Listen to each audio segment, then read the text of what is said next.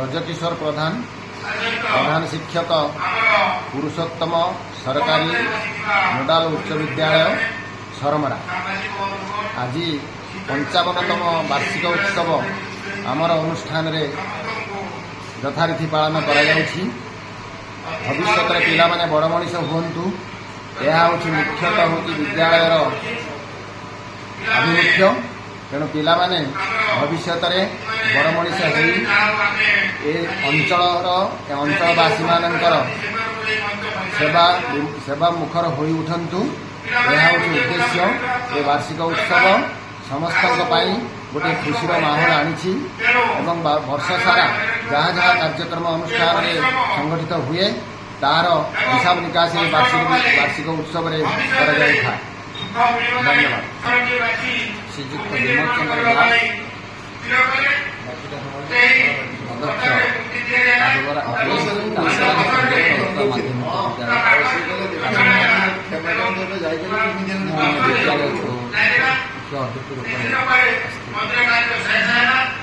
ये जो पारंपरिक उत्सव विद्यालय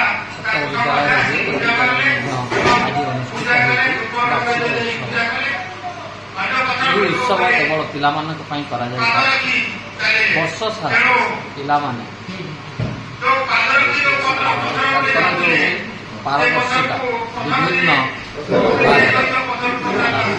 शिक्षा तथा अणशिक्षा समस्त से केते कृतकार्य होता तार आकलन करा जाए वर्ष शेष में पिला विद्यालय अभिमुखी करने पिला आगू को बढ़ाई पाखे केते पारदर्शिता अच्छी तार एक प्रमाण स्वरूप ये उत्सव में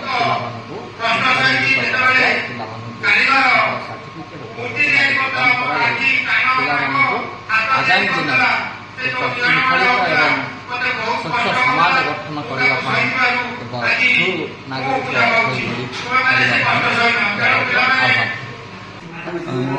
परम दृष्टि उड़ंग आंचलिक साधन केन्द्र संयोजक आज सरमरा हाईस्कल तार वार्षिक उत्सव वार्षिक क्रीड़ा उत्सव पालन कर यार मुख्य उद्देश्य हूँ जे गोटे वर्ष में पिला जो शैक्षिक हो अणशैक्षिक कार्यक्रम करता तो से जो पोजिशन आधार में प्राइज बंटन कराए एवं जो तंकर जो कृति को लक्ष्य करके आम पिला दिगरे अग्रसर होगा वार्ता दि जाए।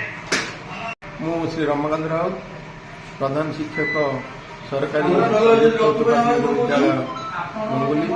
आज मत पुरुषोत्तम उच्च विद्यापीठर अतिथि भाव में निमंत्रित कर विद्यालय समस्त शिक्षक शिक्षयित्री ग्रामवासी तथा छात्र छात्री मानक कृतज्ञता ज्ञापन करुँ। वार्षिक उत्सव एक उत्सव जहाँकि वर्ष सारा जिते कम हो सब परिप्रकाश करने श्री हरिहर पाणिग्राही अवसर प्राप्त शिक्षक प्रवचक पालागायक साहित्यिक आज ये अनुष्ठान में मुख्य वक्ता भाव जोगदे मुझे भारी खुशी अच्छी और गोटे कथा मुझे चिंतन करुँच पल्ली माटी पल्ली भूमि ये एक वार्षिक उत्सव आयोजन और पिला भितर जो शिहरण सृष्टि होती वार्षिक उत्सव जो भाई भाव में उपभोग कर जीवन लक्ष्य को ये एक परिवेश भितर तैयार कर जो मानसिक क्रिया प्रक्रिया एवं चेतना से अनुष्ठान शिक्षक शिक्षिका एवं छात्र छात्री मानक धन्यवाद निश्चय दिए।